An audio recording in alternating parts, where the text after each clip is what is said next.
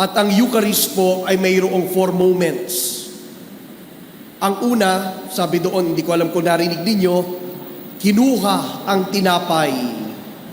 Nagpasalamat siya, pinaghati-hati iyon at ibinigay sa mga alagad.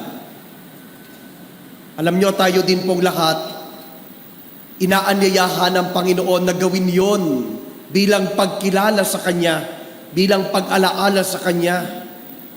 Hindi lamang ang tinapay na walang lebadura at ang alak ang kinuha, binasbasan, hinati-hati at ipinamahagi.